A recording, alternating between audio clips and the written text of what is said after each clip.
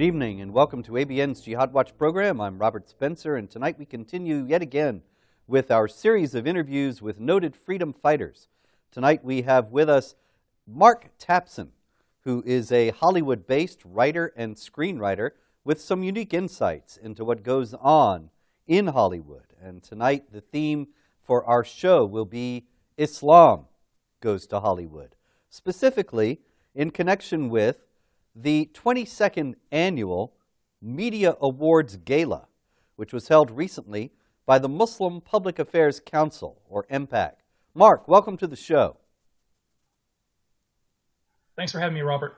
Thank you. Thanks for being here. Now, Mark, what I wanted to ask you is, you were actually at this awards ceremony of MPAC? No, I did not attend this awards show, which, as you noted, took place recently. It was just 2 or 3 weeks ago. I did not attend. But you were able to get quite a bit of information about it.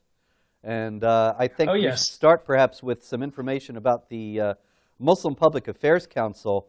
I can tell you that I wrote an article about the Muslim Public Affairs Council a few years back because they got quite a bit of media attention for a program condemning terrorism and supposedly teaching Muslims how to fight against terrorism. But when you read it, there was actually nothing in it that told Muslims how to cooperate with authorities or even that they should cooperate with authorities, but only that they should be careful to get a lawyer, to be extremely cautious in what they said to authorities. It was really a manual about how Muslims could not cooperate with counter-terror efforts, not, as it had been advertised, a Muslim counter-terror manual. And so this organization is actually operating a Hollywood bureau. Is that right? Yes. I'll start with a little bit more background about the Muslim Public Affairs Council, or MPAC. They're quite similar to CARE, the Council on American Islamic Relations, which most people are familiar with as promoting itself as a civil rights organization for American Muslims, and MPAC does pretty much the same thing. It describes itself as a public service agency working for the civil rights of American Muslims, and one of their primary goals is to promote an American Muslim identity, to promote in the media what they call an accurate portrayal of Islam and Muslims in popular culture and in the mass media, educating, or as they put it, educating the American public about Islam. So they're very media oriented in terms of how Muslims and Islam are portrayed in American culture. They've been around for 25 years. This is their 25th anniversary year. After 9/11, they created what they called the MPAC Hollywood Bureau. And you can go to the MPAC website and click on the link to their Hollywood Bureau and see what kinds of things they do there. The Hollywood Bureau, as its name would imply, specifically focuses on the portrayal of Islam and Muslims through Hollywood, through movies and television shows. As I said, they've been doing that since shortly after 9/11. It's a very busy bureau. It claims to serve as a professional resource to entertainment professionals by, again, providing what they call accurate information on Islam and Muslims to filmmakers, screenwriters, that sort of thing.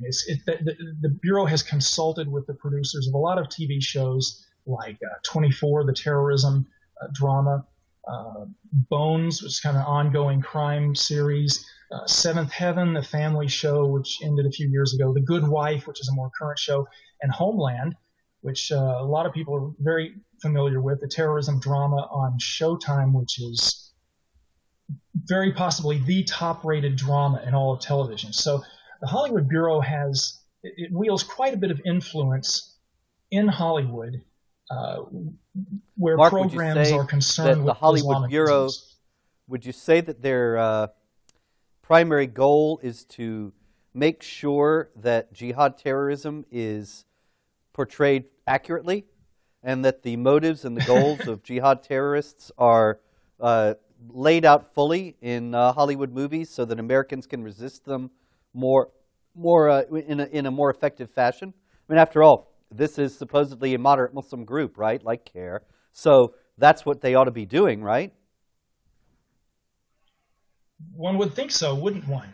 That's from the Hollywood films and TV shows that I've seen since 9/11. If that is indeed their intention, they're not doing a very good job of it. You've hit on a really fascinating aspect of this whole topic, which is how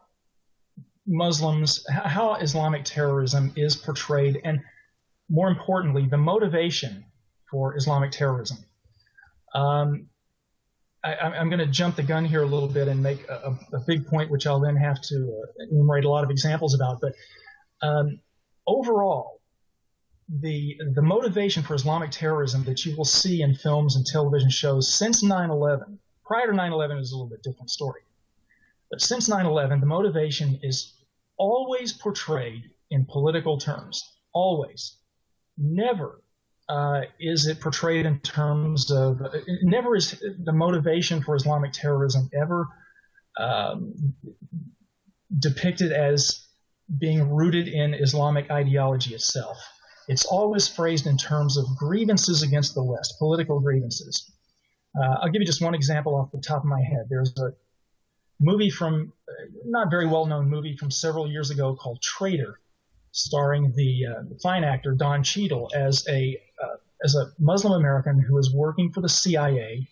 He's undercover in an Islamic terrorist cell, and he's trying to stop a devastating terrorist attack on American soil.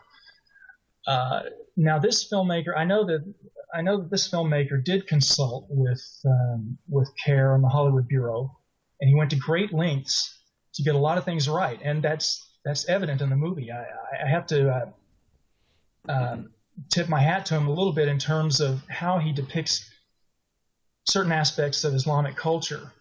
But there are scenes in it where, when it comes to the radicalization or the motivation for terrorism, you'll see, for example, the terrorist in the film radicalizing and indoctrinating some young Muslims, and he couches everything in terms of political outrage, everything in terms of grievances against the Western imperialists, against America and Israel, who are murdering Muslim children around the world and bombing Muslim countries. Everything is phrased in those terms, which gives the viewer the sense that maybe they've got a point. You know, maybe we're not so good. Maybe America's been bad, and as warped as these terrorists might be, maybe they've got a legitimate point. So that's really the message that comes across. Never in the film Traitor is Islamic ideology itself, or maybe more specifically the doctrine of jihad, never is that raised. That's never brought up. So it's not phrased in terms of religion so much as political grievances, and that's how and that's how they sort of encourage and radicalize the youth to sort of stand up and defend the Muslim Ummah. So that's just one example. There are many, many more. Have you seen The Reluctant Fundamentalist? I'll just give you one more. Not yet. That just came out. I'm eager. It either just came out or it's soon to come out here. I've forgotten, but I'm anxious to see it. Well, I've read the book, and I can tell you it's the same thing. Yes, I've been reading reviews. Yeah. Yeah, go ahead. But you were going to give me another example, so please go ahead. Yeah, well, another example, and this is maybe more prominent because it's such a popular show, Homeland. Homeland, in case people don't know, is about an American soldier who has been captured at war, and he's been missing for years, and when he's discovered and brought back to America, it turns out that he has been turned and is a sleeper agent for an Islamic terrorist named Abu Nazir. It's not quite clear throughout season 1, and I think we're only into or over with season 2 at this point. But it's not quite clear until the very end of season 1 whether or not the guy's actually been turned or not. But so it sucks you right along, and it's a very well done drama. I was quite into it until the very end of the season 1, where I could tell that the message of moral equivalence was just going to be too disgusting for me to continue. But the upshot of it is that Abu Nazir's motivation for sending this sleeper agent to America to commit an act of terrorism is that an American drone strike wiped out dozens of Muslim children in his country, including his own beloved son. So you don't see, and I have not seen season 2. I gave up on it shortly into season 2. So if they've corrected this, my apologies. But up through season 1 and a little bit beyond, the message was never about jihad. It was never about the religious roots of waging violent jihad.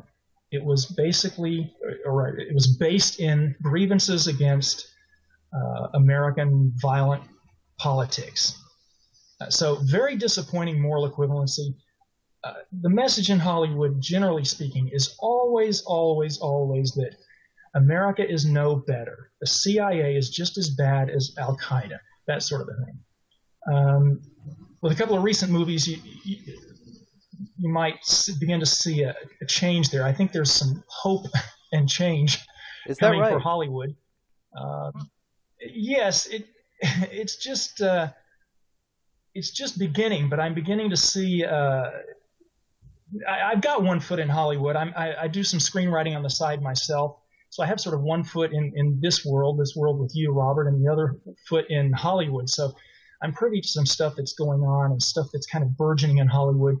That's a whole other topic, but I think there's some hope and change down the line. But for the last 12 years since 9/11, the message from Hollywood has been one of unadulterated moral equivalency.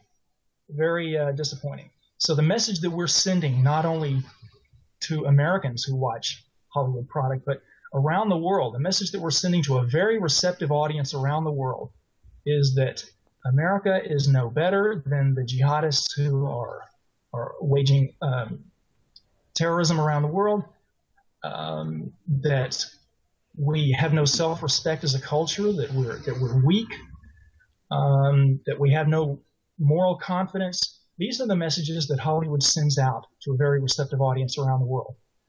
So I know a lot of people might think, oh, it's just comfort to the jihadis. Exactly. And, I think a lot of people might say, look, this is just Hollywood. It's not important compared to, terrorism that's being waged around the world. It's just movies and TV shows. What's the big deal? Well, the big deal is that that not only domestically but internationally, Hollywood really is American culture. That's what the rest of the world sees and experiences. So the messages that Hollywood sends out shape not only the way Americans view their own country, but the way the rest of the world views us. Hollywood really serves as the barometer for America's moral and political character and direction. That's why it's important. And if it weren't important, the jihadists themselves wouldn't be so hell-bent on manipulating Hollywood's messages and creating messages of their own in this really burgeoning Arab cinema. Many millions, hundreds of millions, if not billions of dollars are now being funneled into a sort of burgeoning Arab film world, which is set to become like the next Bollywood, which is no small thing. If you have any idea of how internationally well-known Bollywood is, that's a serious step forward. The Arab world would really like to make itself the center of international cinema, and that's underway with Hollywood's complicity. That's both really financially amazing. And on a mentorship. Why would Hollywood be complicit in such a thing? Well, you have a way of hitting on very key, important points, Robert. You nail it right away. Hollywood is, it's a couple of things. It's partly the multicultural mindset that infests not only our culture at large, but is rampant in Hollywood. I'll give you a great example of that in a minute. The multicultural mindset sort of creates automatic complicity with the enemy. But it's in addition to the multicultural mindset, Hollywood now makes probably at least two-thirds of its revenue overseas. So Hollywood is becoming less interested in what a domestic audience cares about and more interested in what an international audience cares about. China's a big deal, for example. By 2020 or maybe 2025, China will be the world's biggest film audience. So Hollywood is very well aware of this kind of thing. But in terms of the Arab film world, the Arab world has an awful lot of money, and they're funneling a lot of it into filmmaking, movie making. Hollywood wants to take part in that because there's a lot of money there. So there's a lot of mentorship going on also. There are Hollywood professionals, screenwriters and filmmakers who frequently travel to Dubai, for example, to lead workshops in screenwriting and filmmaking. The biggest film festival now probably in the world besides the Cannes Film Festival is in Dubai. So the Arab world is becoming kind of the center of international cinema gradually. And this is not to say that every movie that's going to come out of the Arab film world is going to be all about wiping Israel off the face of the map or killing Great Satan America. Far from it. Probably a lot of these movies are going to be nothing more than money-making ventures, money-making entertainments. But the point I'm trying to make is that jihadists know full well the power of cinema and the power of culture. If it weren't important to them, they wouldn't have been working hard in Hollywood to manipulate it and to change those messages to read the way they want them to. And they wouldn't be working so hard to create a film industry of their own, to get their own messages out. I'll give you just one quick example. There's a Qatar-based film company that has partnered with a Lord of the Rings producer, the highly successful Lord of the Rings trilogy, film trilogy. They partnered with that producer to do a $100+ million biopic, which is a feature film biography of the Muslim prophet Muhammad. And I can guarantee you that project will be much more respectful to Muhammad than the 12-minute trailer, The Life of Muhammad, that was supposedly at the heart of the Benghazi scandal.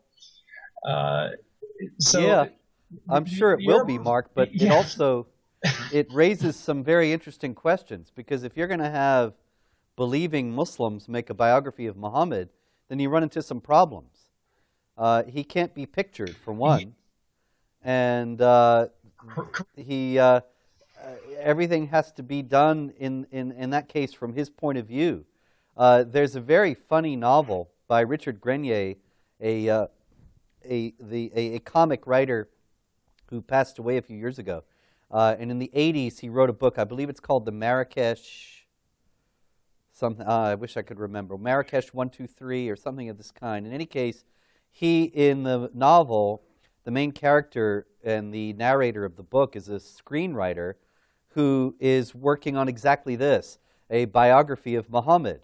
And he wants to do a respectful job that will be like Jesus of Nazareth by Zeffirelli, only for Muslims. He's not a Muslim, but he thinks that it will be his blow for world peace. But he keeps running into these problems that come from Islamic belief, that he can't picture Muhammad, he can't have anybody even, and so they decide to have Muhammad be the camera view, and then they can't have anybody be taller than Muhammad. Muhammad has to be taller than all of them, so it has to be a camera view looking down on everyone's head. And it just gets progressively more absurd as they comply with these rules that have to do with complying with the hagiography surrounding Muhammad. And so I wonder if this is going to be a real project done by believers in Muhammad, then I think it might end up looking much the same way. There was that movie that Anthony Quinn made a few years back about Muhammad, and he got in all kinds of trouble about that because he showed Muhammad on the screen. And so even though it was an entirely respectful portrayal, it ended up getting widely criticized in the Islamic world. That's a very valid point, and I don't know how the filmmakers are going to manage that, but I will say this, that the technical director on that film is Sheikh Yusuf al-Qaradawi. Oh, no. I'm sure you're very familiar. Yes. Now, as you well know, and I'm sure your viewers also well know, Sheikh Qaradawi is, or at least is the former spiritual leader of the Muslim Brotherhood. He still wields an incredible amount of influence in the Islamic world.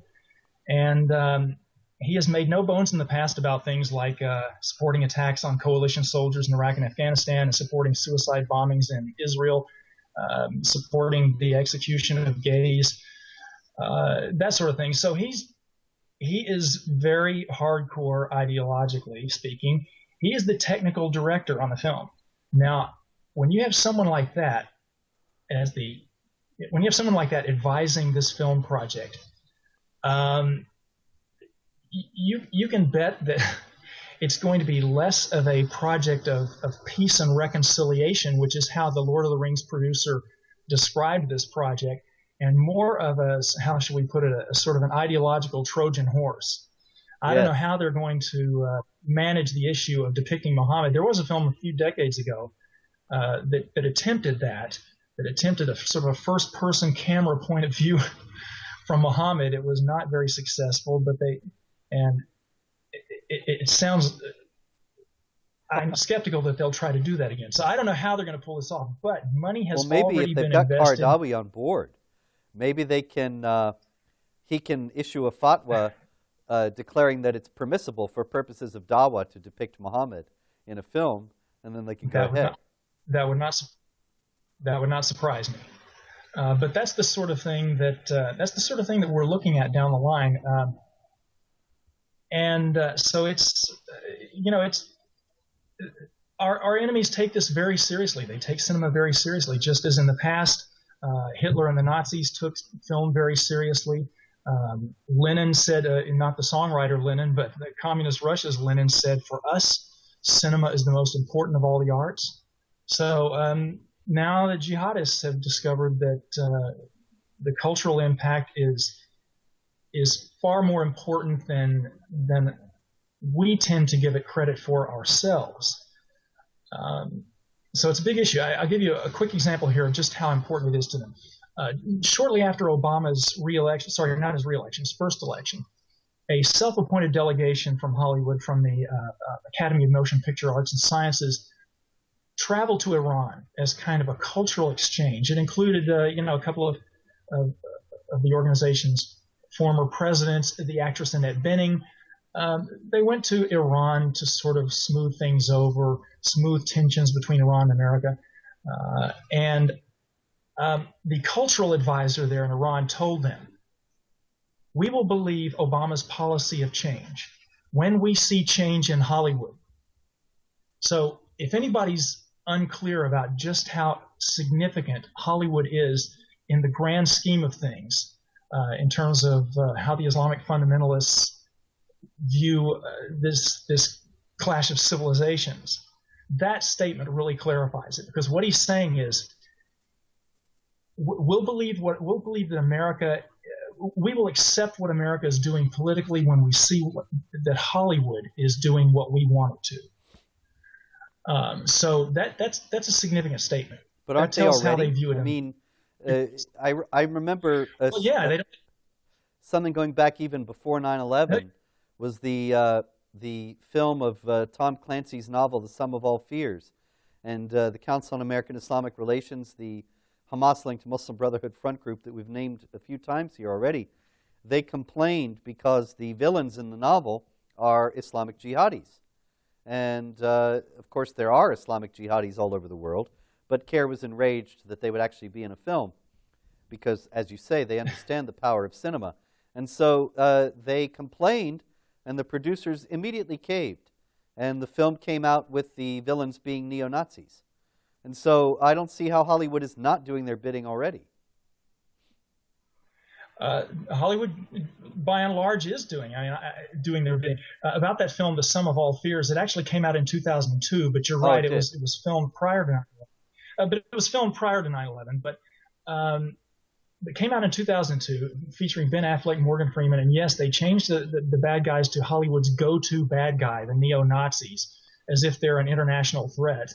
And they were successful, as you pointed out, with that film. They were less successful with a film from 1998 called The Siege. So this was quite a bit prior to 9/11. But even then, even as far back as 98 and a little bit before, Hollywood, I should say CARE, Impact and their Hollywood Bureau, or I should say the Hollywood Bureau didn't exist then, but CARE and another group called the Anti-Arab Discrimination Committee, if I'm getting that right, led by an academic named Jack Shaheen, they were trying very hard to wield influence in Hollywood. And they worked hard on this director of the film called The Siege, which starred Denzel Washington, Annette Bening, Bruce Willis. The Siege was about an act of Islamic terrorism in the streets of New York. And when CARE found this out, actually, I think Jack Shaheen went to them first and tried to convince them to change the bad guys to neo-Nazis or possibly to some kind of Timothy McVeigh-style domestic terrorist. And the director said, well, I appreciate your concerns about discrimination, but that's not really the story we're telling here.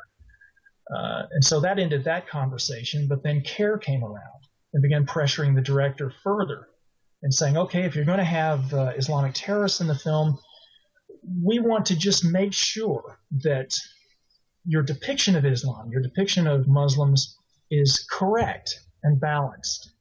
So they put a lot of pressure on the director, who did ultimately he ultimately agreed to add a Muslim character, a sympathetic Muslim character. He was one of the detectives, played by Tony Shalhoub, who has since gone on to be famous for his show Monk. And Shalhoub plays a very sympathetic American law enforcement official whose son gets swept up in a Muslim internment camp thrown together by the rabidly Islamophobic military commander Bruce Willis. And this storyline was added due to CARE's influence. So the director felt like, okay, we'll give some balance to this. We'll have Muslim terrorists, but we'll also show the American government throwing together an internment camp and pitching Muslims into it, including the son of Tony Shalhoub's character. So this whole sub-story really sort of undercuts the message of who the bad guys are. So that film was in 1998. And shortly thereafter, in fact, just prior to the 9/11 attacks, CARE's executive director, Jihad Watch, was saying things in public like, Hollywood has not been our friend, meaning a friend to American Muslims. Hollywood has not been our friend.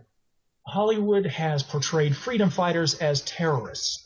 Hollywood has done the job that Zionists cannot do, or have not done, as he put it. So he was kind of railing against Hollywood in public even then. And just to get back to The Siege for a moment, that balanced depiction, by the way, was not enough for CARE, who protested the film. And in fact, balance really isn't the objective here. I mean, let's be honest. When these people like Jack Shaheen, who has made an academic career out of dissecting Hollywood's purported discrimination against Arabs and Muslims, and CARE, when groups like that, or Impact's Hollywood Bureau, when they claim to be seeking balance, what they're really looking for is to ensure that no Muslims or Arabs are depicted as terrorists. Absolutely. They want to that's what they want, which is ridiculous because it's a reality. It is the most prominent, inescapable reality. Absolutely. Mark, we're going to have to take a break at this point for a minute or so. Sure. This is ABN's Jihad Watch program. We're here with Mark Tapson, and I'm Robert Spencer. We're discussing Islam and Hollywood, and we'll be back with much more right after this. The word gospel translates to news that brings joy. But this isn't just any news. A gospel is news that changes a life forever. After being invaded and enslaved by Persia, Greece won 2 decisive battles at Marathon and Solus. The Greeks sent out heralds, also called evangelists, to proclaim the good news to the cities. We have fought for you. We have won. And now you're no longer slaves. You're free. The reality is that we are all slaves, slaves to sin and slaves to death. We are slaves in need of good news. Enter Jesus, God's Son, fully God, fully man, bringing news that would change our lives forever. His news was this: I am the divine, come to you to do what you could not do for yourself. I will take what you deserve so you can have what I deserve. You have no idea how much it will cost me, but you also cannot imagine the depths of my love for you. It is a gift that I give freely. So repent. Repent from all the ways you've run from me and follow me. Follow me because I am the only way to eternal life. Follow me because I'm the Savior you've been looking for. Follow me because I have authority over everything, yet I have humbled myself for you. Follow me because I died on a cross for you, because I'm your true love and your true life. This is my good news for you. This is my gospel, that you have been saved by grace and that you are slaves no more.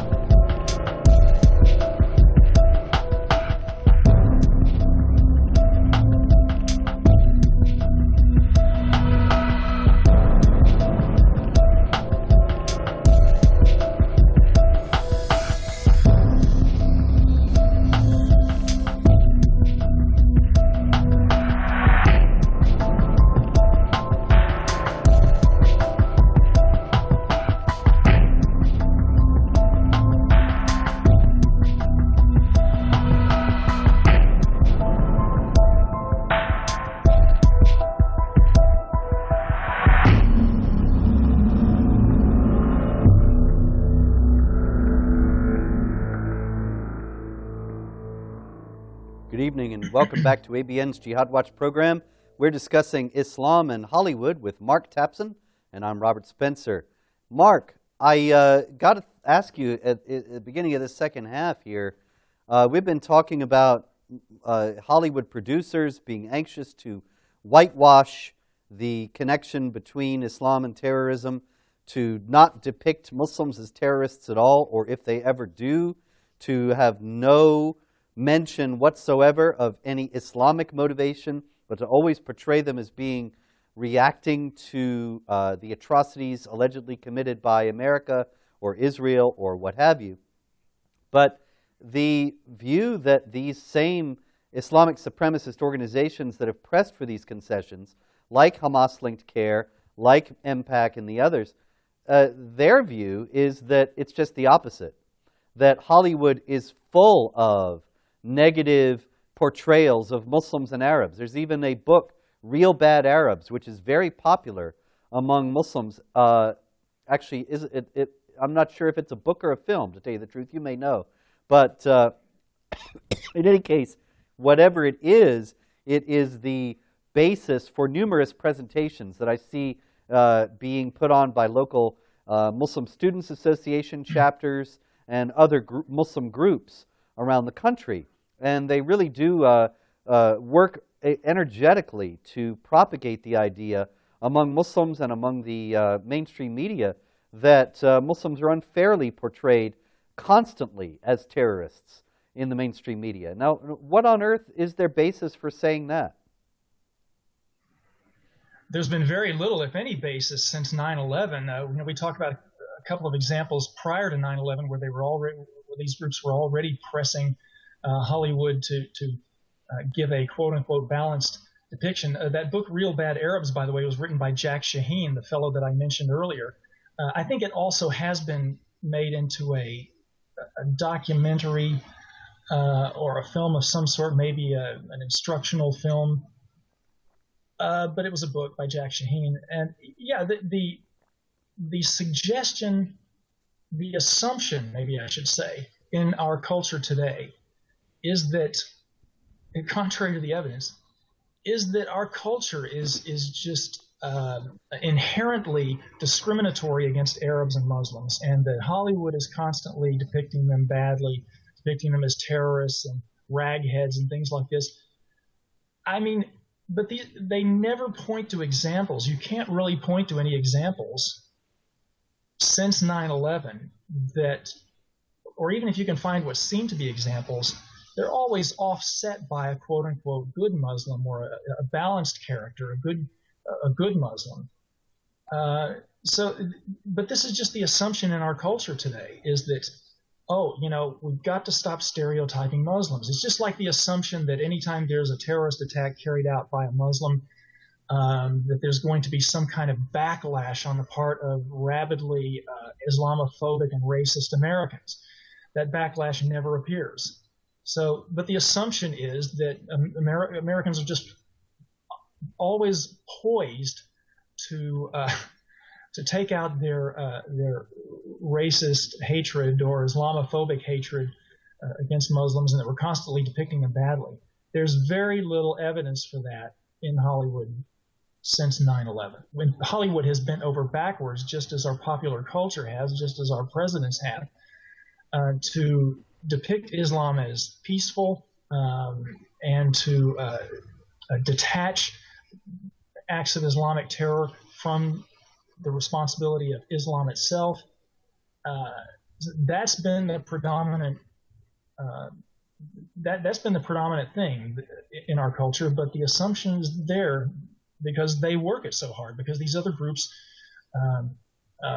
benefit from working that so hard, that working on convincing us that our discrimination is never ending. So you're saying that these Muslim groups that decry the allegedly negative portrayals of Muslims in film actually benefit from giving people the impression that Muslims are negatively portrayed in film. Can you spell that, break that down for us? Spell that out, please, sir. This is a very important point. Well, they absolutely benefit from it. I mean, because they've worked so hard for decades now. And by they, I mean what we could call Muslim Brotherhood legacy groups in the United States, spin-offs like CARE or Impact, lesser-known Muslim groups like ISNA, Islamic Society of North America. Those groups, what we call Muslim Brotherhood legacy groups, those groups have worked very hard for decades to depict Muslim Americans in the same light as they've modeled their actions here on other civil rights groups, like in the past, civil rights groups for blacks. And so they've modeled that. In fact, the word Islamophobia, as you well know, the word Islamophobia is a neologism created by the Muslim Brotherhood itself, because they know how effective a phrase like that or a term like that is. They saw how effective the term homophobia was for the rights of gays, and they modeled that term Islamophobia after that civil rights success, after that linguistic strategy. And so it's very much to their benefit to create the impression in popular culture that Muslim Americans are an oppressed group that has been denied its civil rights and continues to be denied its civil rights, and continues to be maligned in the media and through Hollywood. And so they've worked that very hard and very successfully. So you're saying that victimhood is a business?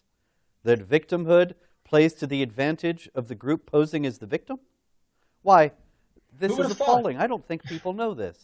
And I know I'm being facetious here, but this is a point that is very much worth emphasizing, that nowadays it is a easy path to special privileges and to a wink and a nod in place of genuine scrutiny to be cast as a victim. And so Muslim groups in the United States energetically pursue victim status so as to, in the first place, gain special privileges, and to, in the second place, deflect attention away from the reality of jihad terror and Islamic supremacism. And one of the chief ways they do this is by pretending that they are routinely portrayed unfairly in Hollywood, when actually the unfairness is that Hollywood virtually never, essentially never, contains any accurate portrayals in any of its films of the reality of Islamic jihad. Yeah, if anything, as I've said before, Hollywood bends over backwards to do just the opposite. I'll give you an example. You know, we were talking about Impact at the beginning of this show, the Impact Awards show that their Hollywood Bureau puts on to celebrate filmmakers and producers that they feel produced works that were very complimentary or pro-Muslim. One of the awards shows from a few years ago, 2009, I think, gave an award to the producers of the animated comedy The Simpsons for an episode that they did in which Homer Simpson and his son Bart falsely accused, or just Homer actually, falsely accused some Muslim neighbors of being involved in an act of terrorism. So this is the kind of thing that seeps into American culture and into the very sensitive American mindset. We're very sensitive to the rights of everyone and to being fair to everyone. And that sort of message that we shouldn't view Muslims as potential terrorists, that message really seeps in. And this is not to say that we should view all Muslims as terrorists. That's not the point. The point is that Muslim terrorists do exist, and that Hollywood never really portrays them correctly, never lays the blame for their act of terrorism on jihad itself. They always manage to subvert the message by pointing the evil back at us,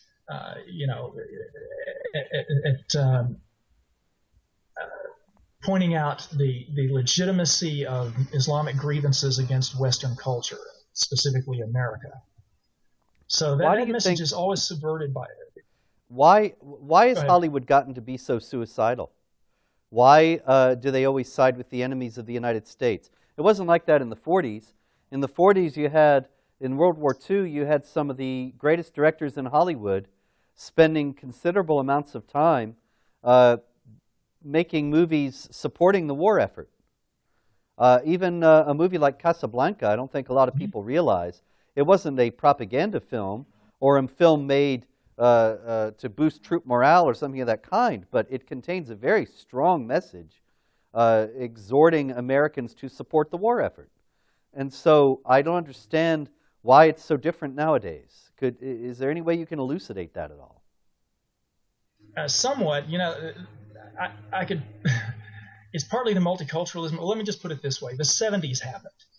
In the '60s and '70s, a new generation of Hollywood filmmakers came along. Really, in the '70s, Hollywood filmmakers came along who'd been highly influenced by the '60s and the changing mindset that took place in those decades. Hollywood's not what it once was. It's not fashionable anymore, and hasn't been for a long time, to portray America as in a positive light, in a moral light. It's very unfashionable. It happens occasionally, but then filmmakers take heat for it. And I'll give you a quick example. This has nothing to do with Islam, but the movie Red Dawn, the remake of the 1980s movie Red Dawn that came out a year or so ago, was excoriated by critics who were largely left-leaning, as Hollywood itself is, excoriated by critics for what they called its jingoistic attitude about America, which is laughable if you watch the movie. The movie Red Dawn is about a North Korean invasion, or at least this most recent remake is about an invasion of North Koreans in America and a team of American teenagers who basically become a guerrilla group and try to take their country back. And there's no patriotism exhibited throughout the film except in the very final frame where you see an American flag waving. But that American flag in that single frame was enough to get the critics in an uproar about its supposed jingoism. So it's very unfashionable to be patriotic about America, to have any kind of a black and white stance about good and evil. Very unfashionable. So it's partly the multiculturalism that seeped into our consciousness, where we view every culture as being equally valid except for Western civilization, which is the fount of all evil. And that creates, for one thing, a mindset of self-censorship in Hollywood. So groups like CARE don't really have to work that hard because there's a lot of self-censorship that goes on in Hollywood. So here yet again, I'll give you a quick example. The bitter fruits of the leftist Islamic supremacist alliance that we see operating so many different fields. But multiculturalism, yes, which is an invention of the left, of course, seems to play right into the hands of these Islamic supremacist Hamas-linked advocacy groups to create an atmosphere where we're churning out movie after movie that essentially renders Americans complacent about the nature and magnitude of the threat. Now, of course, you could say it's not the movie's place to educate Americans about the nature and magnitude of the threat, but that really is the role that films played to a tremendous degree during World War II. And it's a role that Hollywood continues to play today. I mean, the left knows full well, and as you pointed out, the alliance between the left and the jihadists is very beneficial to both. David Horowitz calls it the unholy alliance, and so the messages that Hollywood puts out reflect that unholy alliance. I'll give you an example, a quick example of Hollywood self-censorship. I have a friend who, up until recently, was on the staff of the E! Network's True Hollywood Story, a TV show. And one day the staff was sitting around brainstorming about topics for future episodes. And so my friend, who happens to be very well educated about the Islamic threat, my friend ingeniously brought up honor killings. Said, let's do an episode on honor killings, because this was in the wake of a couple of very high-profile instances of honor killings that had taken place not just in distant, backwards lands, but in America. And so this might have made a very interesting topic for them to focus on. The response around the table was this, in verbatim: I don't know, that religion's taken quite a beating lately. So the reaction was Islam's really been taking it on the chin a lot lately. We should lay off. There was no discussion around the table about the fact that the people who have really taken quite a beating lately are the victims of honor killings. That doesn't matter in Hollywood. What matters is we need to lay off Islam. Now imagine if my friend had suggested that they do an episode on Israeli war crimes or Christians who bomb abortion clinics. Do you think that the reaction around the table would have been, gee, I don't know, Christianity and Judaism, they've taken quite a beating lately. Let's lay off. So that would never happen. Never. So that's the self-censorship. Yeah, that's the self-censorship that goes on in Hollywood. It's knee-jerk. It's not even rationally thought through, and it's pervasive. And this shows the skillfulness of the Islamic supremacist advocacy groups when they portray any honest discussion of Islam and jihad as hatred or bigotry or racism, because, of course, Hollywood multiculturalists want to avoid those things above all. And so if they hear that something is hatred, bigotry, or racism, whether it actually is or not, they'll run the other way. Am I right? Sure. And so then... absolutely. And that's the success... I'm sorry? Well, that's the successful strategy. Sorry to interrupt, but that's No, the go ahead. successful strategy behind that's the successful strategy behind the phrase hate speech. Mm-hmm. Once you successfully inculcate people with this notion that certain speech is hate speech, then you can just charge anything that you disagree with as being hate speech. And you don't have to discuss it on the merits.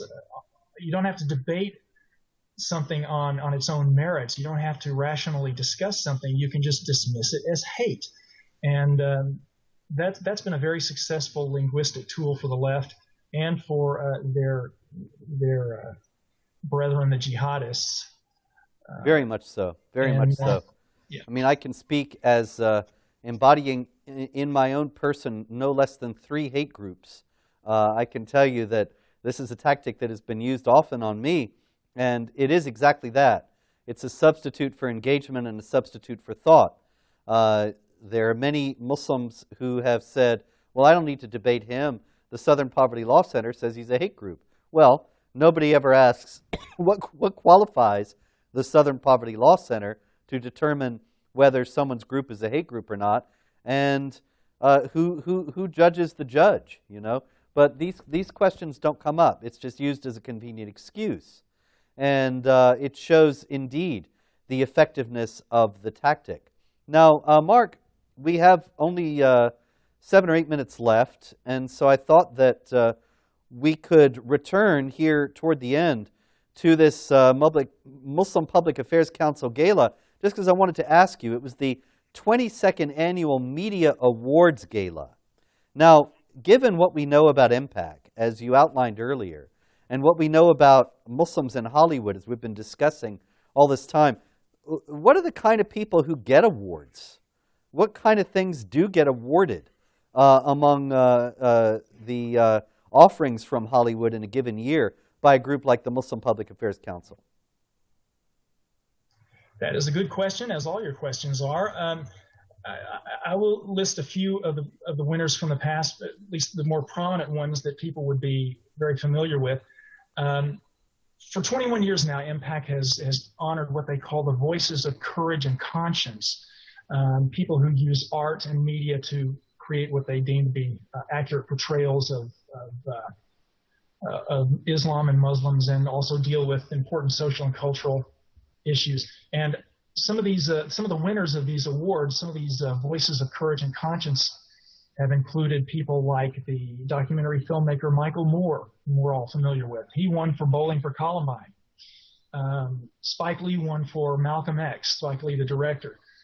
Malcolm X featuring Denzel Washington. The producer of Al Gore's An Inconvenient Truth won an award.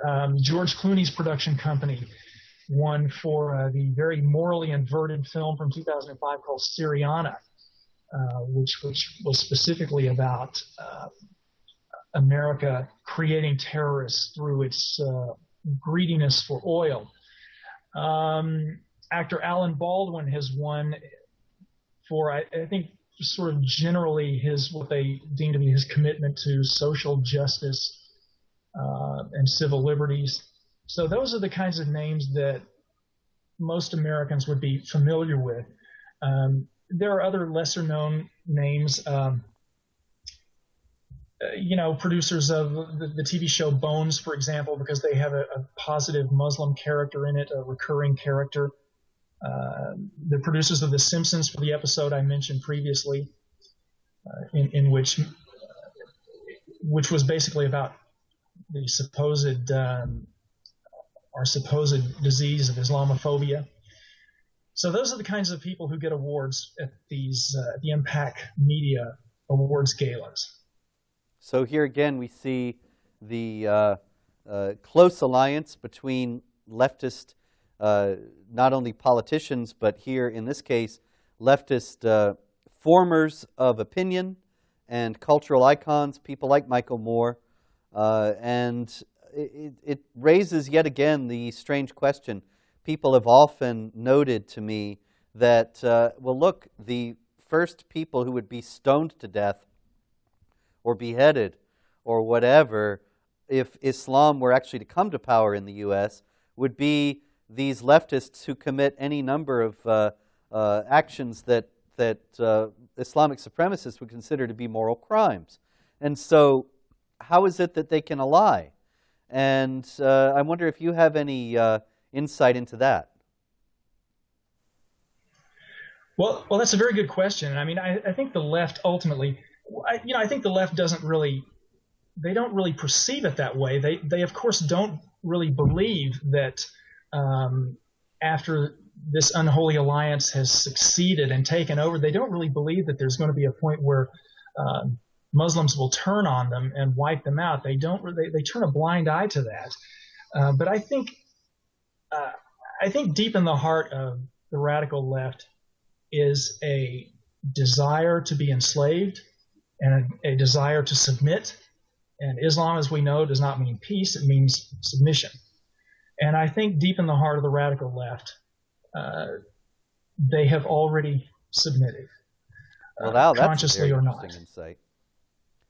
I've often pointed out that, or suggested, I should say, that they have a shared authoritarian impulse, that both clearly are not friends of the freedom of speech, both clearly want to shut down and discredit their opponents rather than engage on the level of ideas. Both have a contempt for free exchange of ideas. That's clear. It didn't occur to me that the left might actually like the idea of the boot on its own face and not just want to apply it to someone else's. To take, I believe it was Orwell's phrase, summing up totalitarianism. Your point is absolutely right. I mean, the totalitarian impulse is shared. And also, the radical left, they live in a fantasy world. I'll give you, this is a non-Islamic example, but, one time the guitarist Carlos Santana was asked by a reporter about the Che t-shirt he was wearing, the Che Guevara t-shirt. And he said, didn't you know that Che hated artists and he would have slaughtered your kind and he was a killer? And so he went through the whole litany of Che's moral depredations and murders. And supposedly Santana replied with, "You're just getting hung up on the facts, man." So the left lives in a kind of fantasy world in which these ideals that the facts don't support are predominate. So it's a combination of things. It's the fantasy world, it's the totalitarian impulse. It's this kind of what I think is sort of a suicidal impulse to submit to a totalitarian force. It's a combination of those things. Well, that's really, I love that. You're just getting hung up on the facts, man. Mark Tapson, this has been a very interesting hour. Huh? I'm sorry. There's a little bit of a lag, and so when you talk and I'm talking, I can't hear you, and I stop, and then there's too much of a lag, and I don't hear you again. So anyway, we have gotten through the hour nonetheless with it, and I appreciate your insights very much. And I thank you, Mark Tapson, for getting hung up on the facts. This has been very interesting. Mark Tapson is a Hollywood screenwriter and writer, and he has given us very important insights and revelations concerning the Islamic activities in Hollywood and how Islamic supremacist groups have tried to manipulate have successfully manipulated the portrayal of Muslims in Hollywood film, which is all important for shaping American attitudes. And I thank you very much for spending this time with us. This has been ABN's Jihad Watch program. I am Robert Spencer. Thanks for watching, and good night.